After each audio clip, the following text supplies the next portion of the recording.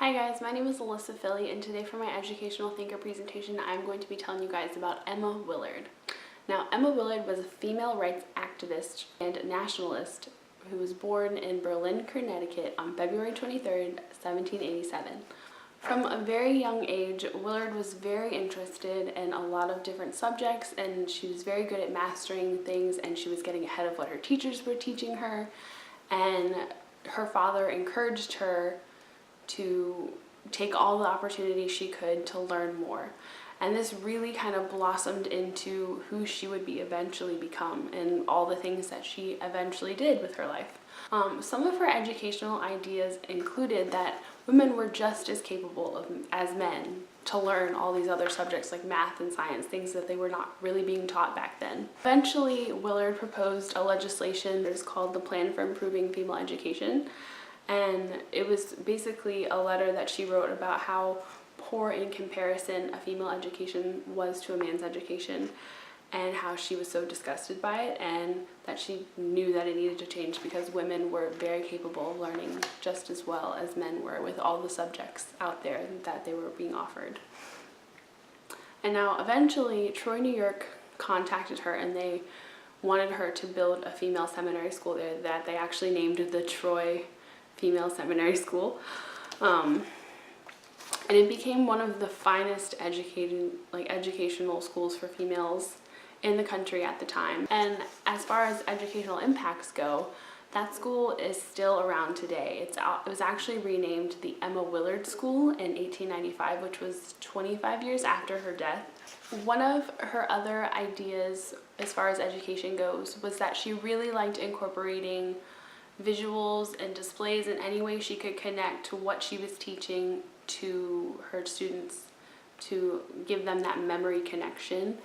And this kind of led her down the path, like with her intense nationalist convictions, this kind of led her down the path of more of like the history route. She became very passionate about history and mapping and cartography and atlases and all those things, because she wanted to give her students those visuals that they weren't getting, because before that time, during the 19th century, geography professors and like research and studies did not really exist.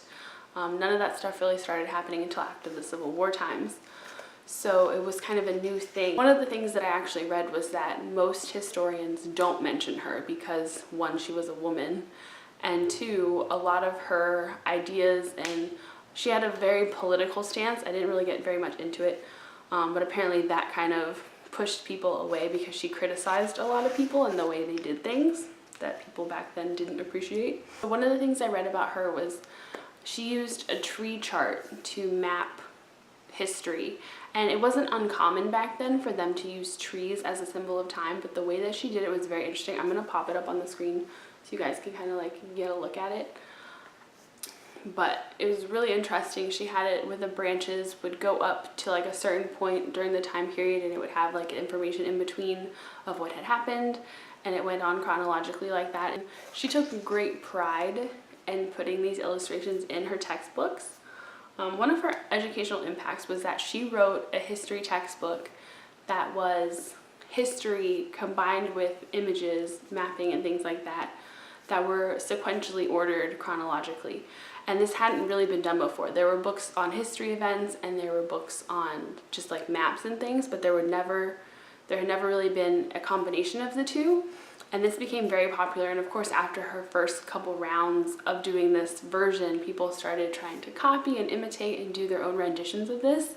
And the way she drew her maps and really like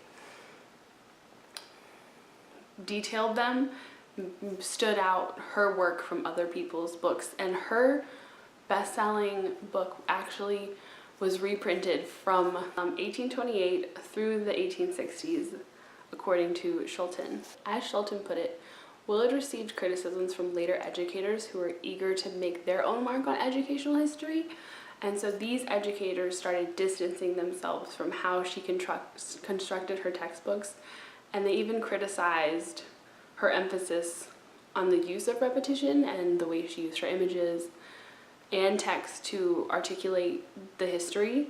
One of the things that I read was She had a teacher who was teaching her history, and it would make her so angry because he would just tell her the facts and then he'd give her like coordinates and stuff like that. There was no visuals, and it really pushed her to be a better teacher. So when she taught, she would end up drawing the maps and things for her students. And so this is kind of what led her into wanting to write a textbook and be an author and all of that stuff. So I think she was very influential for her time. Even now, I think she's a very influential teacher who made those strides to be better for her students. And I think we can all take a piece of that away with us to do what we need to do to be better for our students. If it's not available to them, we can make those strides to make it better for them. I hope you guys enjoyed learning a little bit more about Emma Willard. I know I did.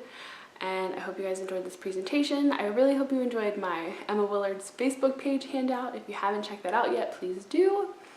But I can't wait to see y'all's projects, and I hope you guys have a great day. Bye.